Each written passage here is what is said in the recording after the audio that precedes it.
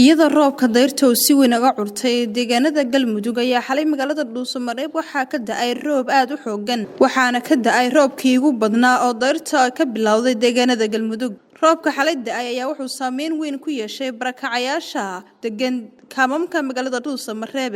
qaar ka mid ah barakacayaasha oo booqnay ayaa sheegay saameynta uu ku yeeshay roobkii xalay ka da'ay magaalada Dhuusamareeb iyagoona baaq u diray maamulka caasimada iyo hay'adaha samafalka cid kastoo barakacayaashan u haysa meel ay uga gambadaan maalinta qorraxda iyo sidoo kale dhibicda roobka roobani da'ay gololo balbaleen meelare joodariya biyo ka dhax jaraan hataba meela sabareeni darbiga hani dumi halay biyo ka jarno waa ka nin bari meelare ay fadaan dalii dibid muslimiinta Dhuusamareeb dadka roogan walaanin ku sama fadaan wana ka baqn waxa uu gal weyn أنت نقول دم مركي دربي سودي ما كسا عكبقنا برحد سوا بحن رابك الحمد لله ما أنت ما شاد أحفرنا نوجدين ولا لا مثل ما أنت مقالة Dhuusamareeb بيجو أنت نقع عن قبطان أنا صوب وقدام أنا ما أنت أنا هاي سنة ملا إلا تاري ساك الدم وش أنا عرورت حاول بهنا هي إذا سما فرق أنت صفع أنا عن قبطان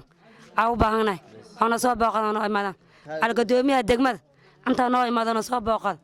أصلاً ويانا نارك هذه هذا وهم هالعلنا قفك نوع مال لأن يرد ساكن نوع مال هذه هذا بس ينكم هالعلنا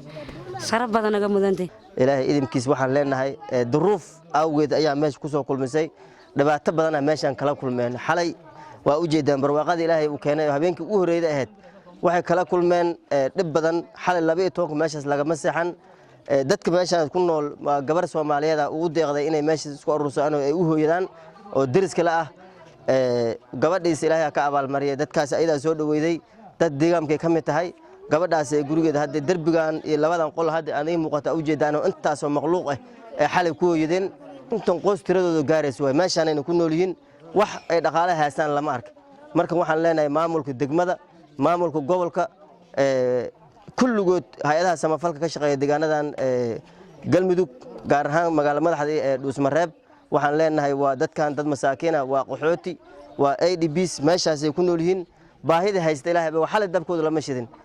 dabkooda lama shidin intaas oo caruur meesha ku nool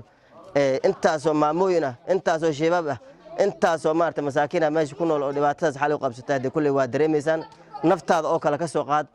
dhibaatadaas naftaada oo kale waxay ku dhacday ku soo qaad waa hooyooyinkiina hooyooyin la mid ah ilmihiina ilmo la mid ah ilmo Soomaaliyeed way mas'uuliyadda kuwa idin ka saarneed way مسؤوليته كوكا سارناد إذا كم تهاي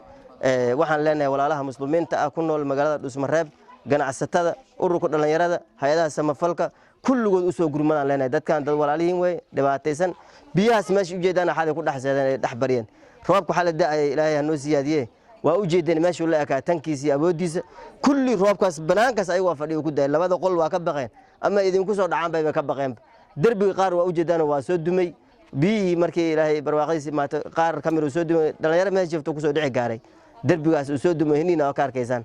marka aad iyo aad u mahadsantiin walaalahan jiraatiin idaacadaas noo soo gurmatay dhalinyaradaas noo soo gurmatay oo hadda inay walaalaha muslimiinta ay tusaan maamulka degmada ay noo gaarsiiyaan oo hay'adaha noo gaarsiiyaan isku soo taxaluujiye aad iyo aad kaga mahad celinayna imaanka roobka dayrta ayaa si weyn waxa uga curtay dalkeena Soomaaliya gaar ahaan deegaanada Galmudug Fartuun Maxamuud Axmed Fartuun Filsan Somali Cable TV